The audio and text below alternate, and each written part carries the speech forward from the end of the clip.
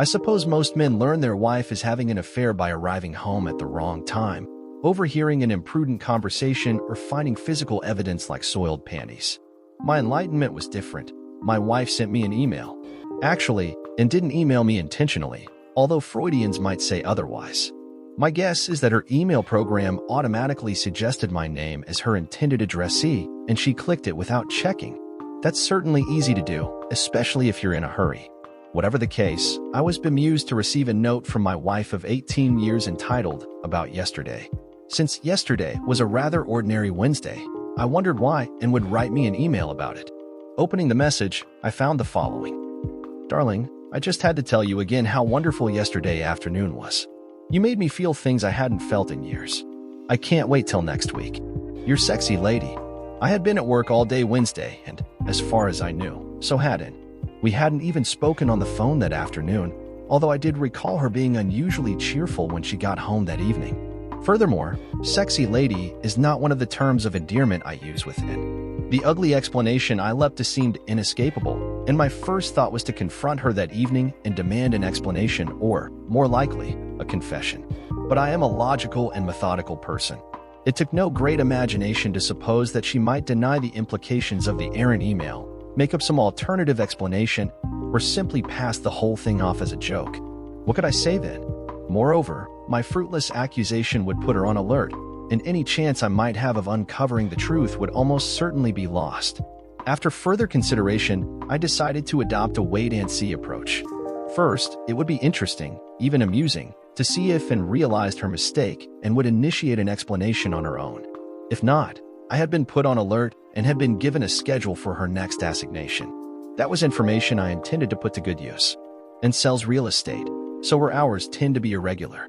This evening, she got home well after I did. I watched her carefully but found her behavior absolutely normal in every way. If she was aware that she had misaddressed her email, she gave no sign of it. I, in turn, made no hint that anything was amiss. The whole evening was routine, but when we went to bed, I found that sleep would not come. Instead, I lay there wrestling with my problem, looking at it from every angle to see if I could unravel the knot. One possibility, of course, remained that there was a completely innocent explanation. If this were so, I would not only make a fool of myself by acting rashly, but I might even do harm to our marriage. I loved my wife, and the last thing I wished was to do something that might drive her away from me. Alternatively, if the email was indeed the smoking gun that revealed an affair in progress, then my marriage was already in jeopardy, in which case I would have to take action. Just because I try to control my emotions doesn't mean I don't have them. As I tossed and turned in my bed, the pain of my wife's possible betrayal ate deep into me. After lengthy consideration, I concluded that my only option was to put the issue aside until I could obtain more definitive information. Fortunately, that's something I'm able to do, and once I reached that conclusion, I soon drifted off to sleep. Once I got to work the next morning, I mentally reopened the issue. In the light of a new day, I realized that the coming Wednesday should provide some answers. Accordingly, I contacted a detective agency and made arrangements to have my wife followed. If she did nothing out of the ordinary on Wednesday, that wouldn't absolutely ease my fears, but I would certainly feel better. However, if she engaged in unfaithful behavior, at least I would know the truth and could begin to take appropriate action. Having done all I could do at that point allowed me to set the whole matter aside and go back to my work without distraction. From all outward appearances, the following Wednesday was exactly like any other. And then I left for work as usual and returned home late that afternoon at almost identical times. There was nothing about her appearance or behavior that struck me as abnormal or unusual. I sat in the den reading my favorite collection of short stories by Edgar Allan Poe and did my best to conceal any signs of my own unease and suspicions. On Thursday morning, I had an appointment with the detective agency to learn the outcome of their surveillance. While I am not a very emotional person, I can still read emotions in others. When I walked into the office, the detective handling my case avoided making eye contact with me. I knew immediately that I would not like what he was about to tell me. It was as bad as I had feared. Early in the afternoon, my wife had left the real estate office where she works, and the detective had followed her to a cut-rate motel near the airport. He handed me pictures showing her meeting a man there and entering a room with him. The timestamp on the photo read 1:52 p.m. Approximately 2 hours later, another photograph showed the two of them leaving the room together arm in arm. "I'm sorry," the detective said to me. "We always hate to be the ones to confirm your suspicions. What would you like us to do for you now? I thought about it for a minute. I need your help one more time. It would appear that this motel is the scene of their regular assignations. If that's true, is there any way you could arrange to get photos of what happens inside the room? The detective didn't hesitate. We have a lot of experience obtaining such evidence. There will likely be an additional charge for ensuring the cooperation of the manager of the motel, but if that's acceptable to you, I think we can guarantee satisfaction. I nodded. The cost would be cheap in exchange for the proof. I returned to my office, but this time found to my surprise that I was unable to concentrate on my work. Now that all doubt had been removed, my ability to compartmentalize my thoughts seemed to have vanished. Finally, I gave up trying to work and began to focus on what I had learned. Wiping my eyes, I began to make plans. In addition to the confirmation of my wife's infidelity, I felt I had also discovered why and had happened to send the telltale email to me instead of him. It turned out that I knew her lover. He was our neighbor, Mark Bradshaw. Since my name is Mac Bishop, the email program must have suggested my name after and had typed in the first two letters. Very careless of her not to double-check, I thought. But I suppose lust has a way of distracting lovers. Knowing the identity of N's lover further increased my sense of betrayal. Mark and his wife Bobby were friends of ours. We'd often dined at each other's homes or gone out to movies together, and I'd never noticed any special spark between N and Mark. Had I been blind? Or had the two of them practiced the art of deception well? Whatever the case, I knew that I had to do something. The question was what? For several hours, I mentally flirted among numerous courses of action. At times, fantasies of revenge played through my mind, only to be followed by scenarios in which I imagined myself pleading with N not to leave. Questions about why the affair started and how long it had been going on plagued me. Anger and self-pity danced with one another in my thoughts. Finally, I came to a conclusion. I not only knew what I wanted to accomplish, but I had a pretty well-developed plan for achieving my goals. My campaign would involve two separate courses of action that would take place simultaneously. I thought of them as divide and conquer. Divide the two lovers and conquer her heart again. For the divide part of my plan, I would use my knowledge of and, to a lesser extent, Mark to drive a wedge between the two of them.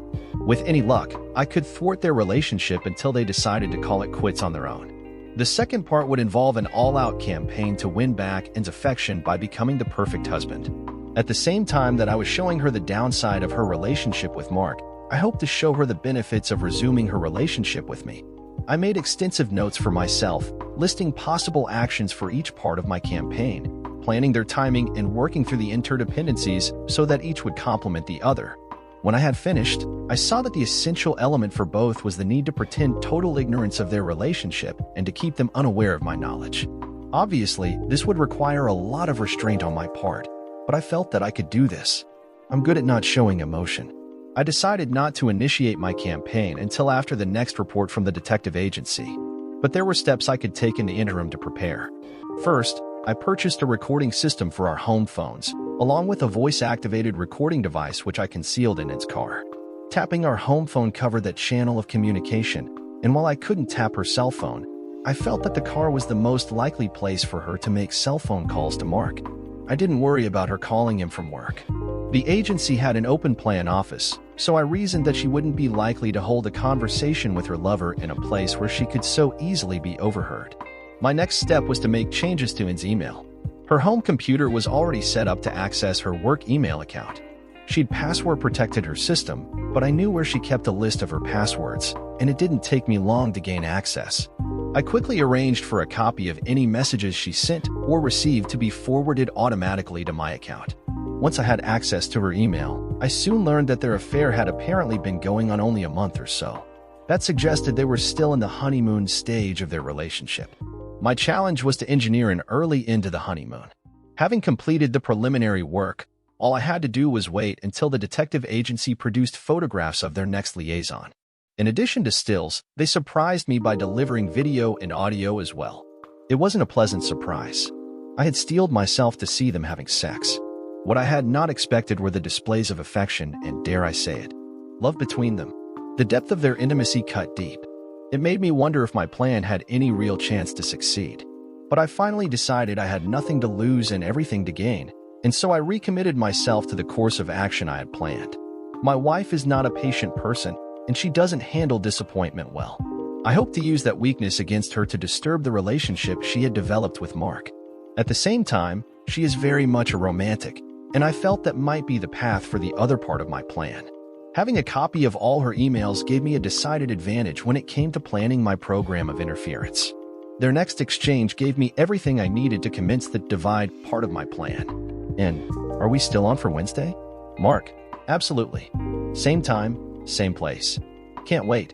On the day of their next rendezvous, I took a late lunch and drove over to Anne's office, parking around the corner out of sight. Once she had returned from lunch and gone inside, I casually strolled past her parking lot, took one more look around to be sure the coast was clear, then ducked down beside her car. It took me only a minute to unscrew the valve cap on a tire and let the air out. Then I returned to my car and drove back to my office. Without a membership in AAA and no men in her office, I wondered what she'd do. Sure enough, 20 minutes before she was supposed to meet Mark at the motel, I got a frantic call from Anne. Mac, I have a flat tire, and I'm supposed to be at a showing in a little while. Can you help me? Don't worry about a thing, babe, I told her reassuringly. Work is pretty light today, so I can fix it for you. I just have to wrap up one thing here, and then I'll be right over. Of course, I waited for another 15 minutes before leaving, which meant I didn't get to her agency until nearly the appointed time for Anne's get-together with Mark. I found her waiting impatiently beside her car. I'm sorry to be so late, babe, I apologized. That took longer than I expected. As she paced back and forth in frustration, I slowly and methodically changed her tire. I had parked my car directly behind hers so I could load her flat tire in my trunk and take it to get repaired. Of course, that also prevented her from leaving until I was good and ready. By the time I had put on the spare, gotten the flat tire into my car, and had come back from washing my hands, it was well over an hour after the time she was supposed to meet Mark. I apologized to her again for taking so long and told her I hoped this wouldn't affect her relationship with her client. He'll just have to understand, she said resignedly. Sometimes these things happen. While I was changing her tire, I had heard her cell phone go off several times, but although she checked it, she never answered. My guess was that she saw it was Mark calling and didn't want to speak to him in front of me. My suspicion was subsequently confirmed when I got back to my office and saw the anxious email between the two of them. Mark, where are you? I waited at the motel for over an hour. And, Arg, had a flat tire. Mark, you could have at least called to let me know. I rented a room for nothing. And Mac was here changing the tire. Couldn't talk to you in front of him. Good, I thought. It looks like I've introduced a little tension into their plans. That night after dinner, I made a point of ushering into the sofa, where I proceeded to place her feet in my lap and give her a foot massage. She looked at me quizzically because she usually has to ask for such treatment. I know you had a frustrating day, babe, and I just wanted to do something nice for you, I told her.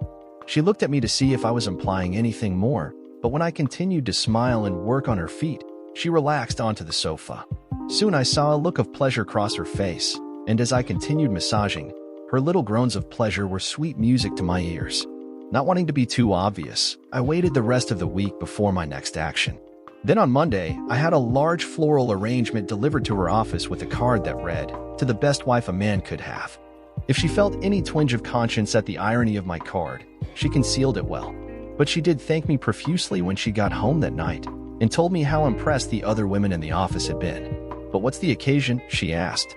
You never did anything like that before. That's exactly right, sweetheart, I told her, taking her in my arms, and that's something I want to change. What if you'd had that flat tire while you were driving on the highway? That made me think how precious your love is to me, and I wanted to be sure you knew it. She looked at me searchingly, but after a moment's hesitation, she threw her arms around me and hugged me tightly. That's so sweet of you, honey. That really means a lot to me. I couldn't help wondering if she was feeling any guilt. My continuing surveillance of her email again paid off again when I learned that the lovers planned to make up for lost time at a special get-together in a few days. I wanted to disrupt their plans, but this time I felt that it might be suspicious if I tampered with Anne's car again.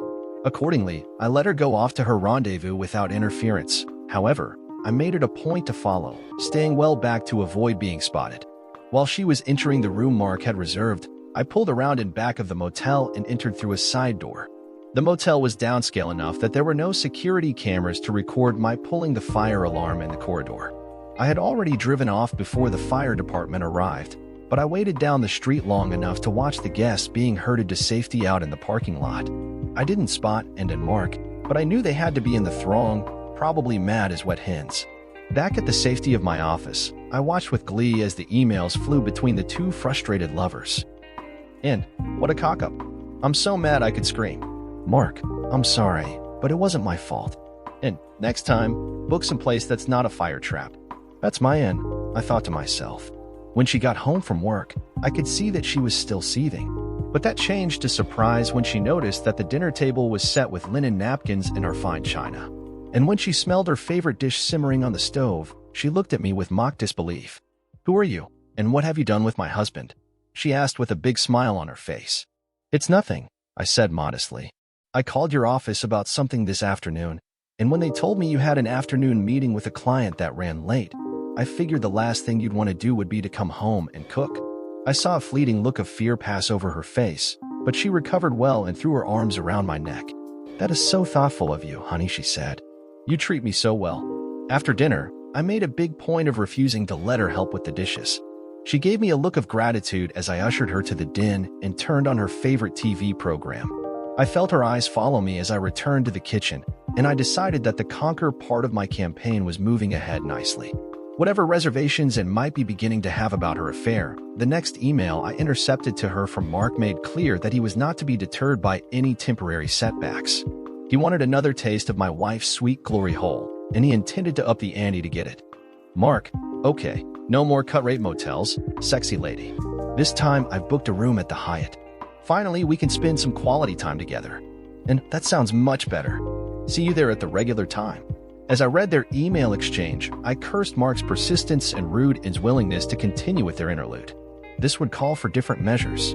I waited until the afternoon of the day before they were to meet, then called the Hyatt's reservation desk. This is Mark Bradshaw. I have a reservation for a room for tomorrow, but something came up and I won't be able to make it after all. I'm afraid I'll have to cancel the reservation. No problem, sir, the reservation clerk replied. In fact, we have a big convention booked, and your cancellation will really help us. I smiled in satisfaction. Even though I'd tossed a monkey wrench in the works, I couldn't resist showing up at the Hyatt just to watch what would happen. I found a chair with a view of the reception desk and used a newspaper to hide myself. Sure enough, right on time the adulterous duo made an appearance, walking hand in hand, chatting and cooing like lovebirds. Their amorous mood didn't last long once they learned they didn't have a room. But I made that reservation days ago, Mark yelled at the hapless clerk. I'm terribly sorry, the poor girl apologized, but according to my screen your reservation was canceled. That's ridiculous, Mark huffed. Very well, make us another reservation. The girl shook her head sadly. I'm sorry, sir, but the hotel is completely booked up. And unfortunately, with the convention in town, most of the other major hotels are also sold out. But you might have some luck at one of the smaller motels near the airport. When I heard the last comment, her face turned red and she clenched her fists. As Mark continued to fulminate against the clerk and the hotel, she yanked angrily on his sleeve. Never mind, she said in a loud hiss, let's get out of here. I'm not in the mood anyway. With that she turned and stalked off for the parking lot, with Mark behind her trying to placate her and tossing out alternatives. It was clear that he wasn't having much luck. I waited until they had both driven away in their cars before leaving my post in the lobby. My work here is done, I thought gleefully. When I got home that night, I stopped her at the door. Don't even bother to come in the house, we're going out. Before she could object, I took her arm and escorted her out to my car.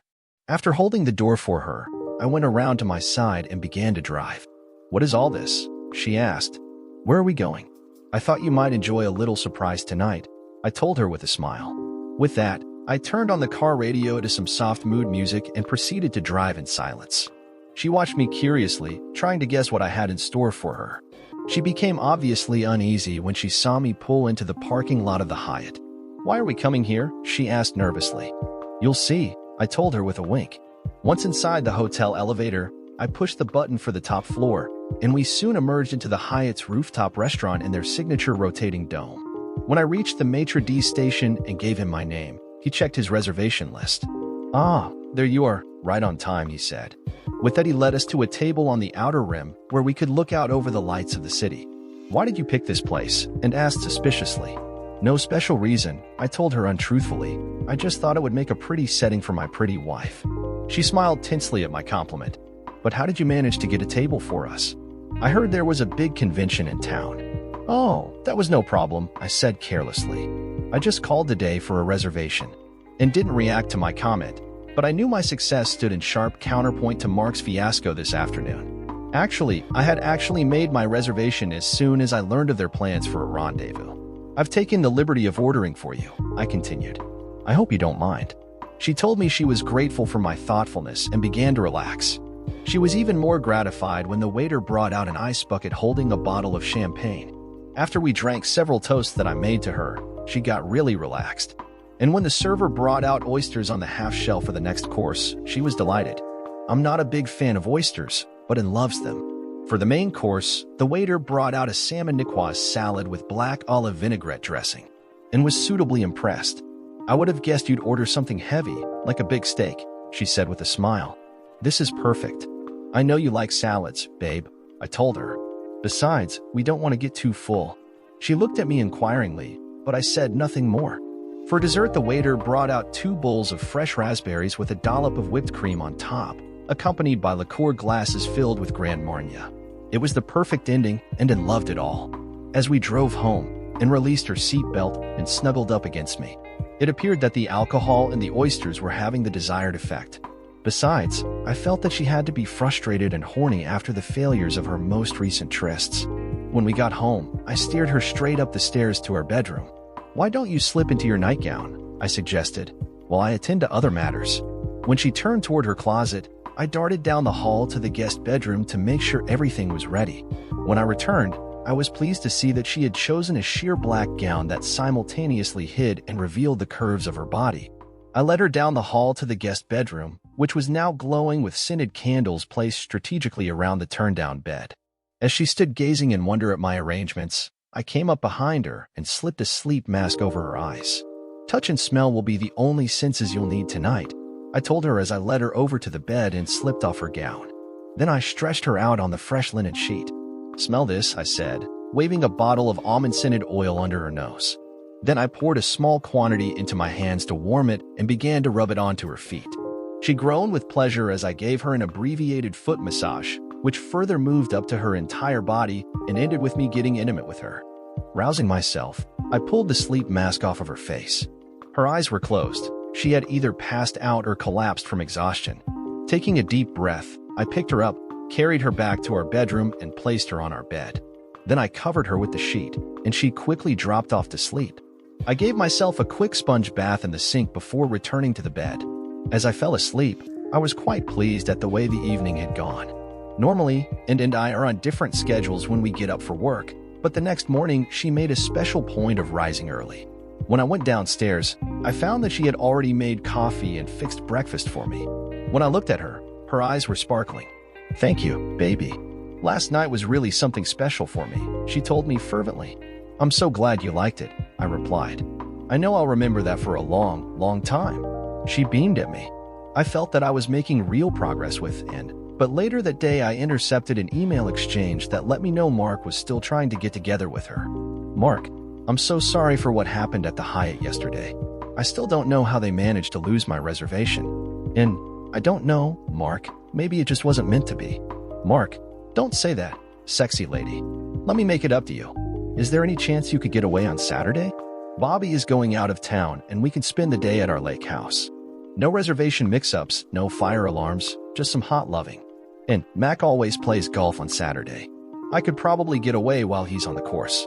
Mark, perfect. I can't wait to get my hands on your hot body again. It was clear to me that my campaign was at a tipping point. I felt that both divide and conquer were making inroads, but I needed to do something this weekend or I stood to lose all the progress I'd made so far. Their new plans posed a real problem for me. Canceling my golf game wouldn't work, and could always pretend to go shopping or find some other excuse to get away. I dared not tamper with her car again. Everything might be lost if she became suspicious of me. And unlike with the motel and hotel, there was no easy way I could play games with Mark's lake house. What I needed was some way to make and decide to change her plans, preferably at the last minute. Suddenly, I had a stroke of genius, the perfect solution. Even better, the preparations took only a single phone call. I followed my regular routine for the rest of the week, but on Friday night I found the opportunity to grab Anne's cell phone and swap out her battery for a dead one I'd kept. If she tried to call Mark this weekend, I wanted her to use our home phone so I'd get to hear the conversation. Most weekends, and then I dressed pretty casually. But when it came downstairs Saturday morning, I was interested to note that she had put on an attractive skirt and blouse. Oddly, I wondered what type of underwear she might be wearing underneath. As the time grew near for me to leave for the golf course, I noticed and watching me somewhat apprehensively, probably because I had made no move to put on my usual golf slacks and shirt. When it was almost time for my regular 10 a.m. tea time and I had made no move to leave, I could almost see the wheels turning in her head as she began preparing an excuse for why she would need to leave the house. Finally, she grew so impatient that she confronted me. "Aren't you playing golf today?" she demanded. Before I could answer, the doorbell rang and gave me a puzzled look and went to see who was there. When she opened the door, she burst out in astonishment. "Miriam, what are you doing here? Is that any way to greet your little sister?" Miriam asked as she came through the door. The two women hugged each other excitedly. "Of course I'm glad to see you," and bubbled, "It's just that I wasn't expecting you." Miriam smiled over at me. "I'm here because your wonderful husband invited me. He called me earlier this week to let me know you two didn't have any plans and to suggest that I spend the weekend. It's been so long since we've gotten together that I jumped at the chance." And Miriam were extremely close to one another. Scarcely a week went by that they weren't on the phone together. But because Miriam lived a couple of 100 miles away, the two didn't get to visit very often. "It's wonderful to have you here," and told her. Then she turned to me. "That really was a thoughtful thing to do, Mac. Now I know why you gave up your golf game." "Well, nothing's more important than giving my wife and her sister a chance to spend some time together," I told them. "Now, ladies, I want you to get ready because I'm taking you out to brunch." Then I looked at them again. "Actually, Miriam, you may want to change into something dressier than your jeans. But, babe, you look perfect just the way you're dressed now." And looked down at herself and blushed as she remembered why she had dressed that way. But she recovered nicely. "Why don't you help Miriam take her bag up to the guest room?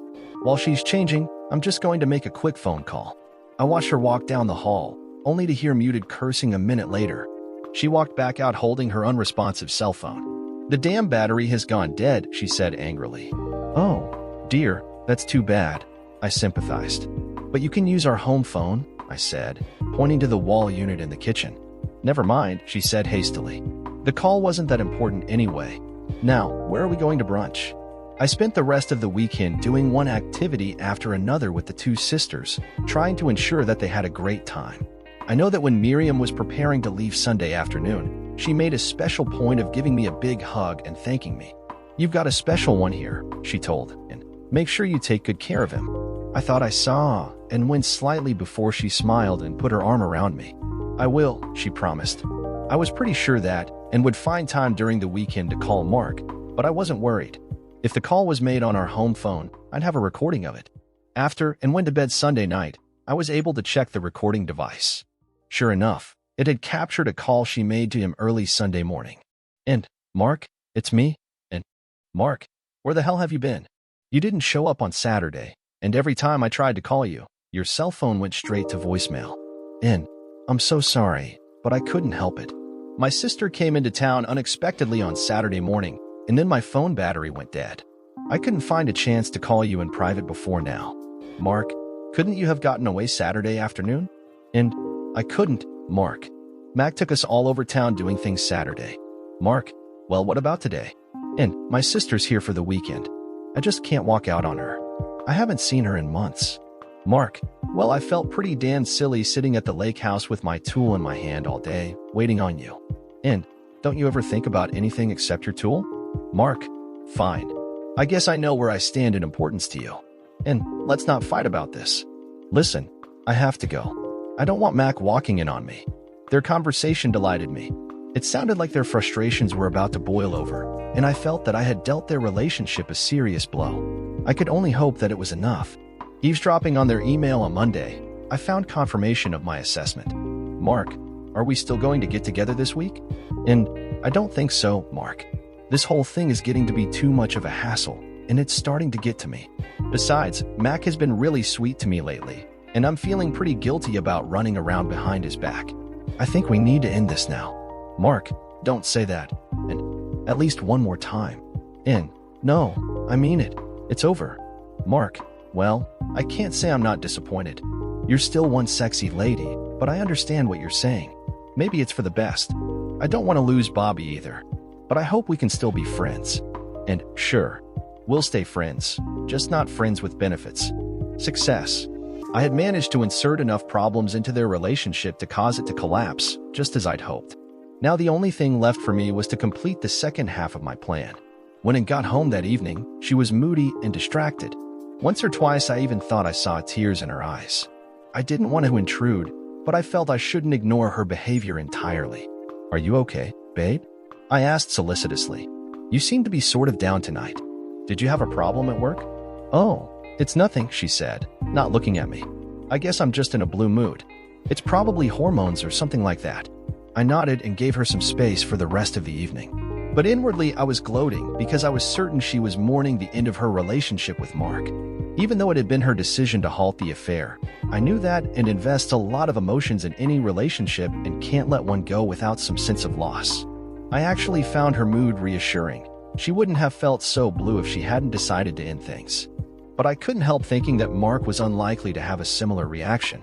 He's probably banging Bobby this very moment, I thought snidely. The next morning, and was in a much better emotional state. During the day, I saw no further emails between Mark and her, which reinforced my belief that neither was having second thoughts. That gave me a growing sense of triumph. Everything was turning out as I had planned. That evening after dinner, I again had my Edgar Allan Poe book in my lap when it came in the den. "Which one are you reading this time?" she asked. "One of my favorites," I told her, "The Cask of Amontillado." "I don't know that one," she said. Then she snuggled up beside me. "Can I interrupt you for a minute?" "I just wanted you to know what a wonderful husband you are to me," she said earnestly, gazing into my eyes. "The last few weeks you've been so sweet to me, and I feel really lucky to have you." My heart soared at those words, and I knew that I had one. This was the moment I had waited for. I returned her gaze but said nothing, waiting to see what else she might say. She paused, and for just a moment I saw an expression that might have been guilt pass over her face. Her eyes seemed to water a bit. "I really don't deserve you," she said fervently. "No," I said calmly, "I don't deserve you." Then I reached over to the desk drawer. "And I certainly didn't deserve this," I said harshly, plopping into her lap the still photos of her session with Mark at the motel.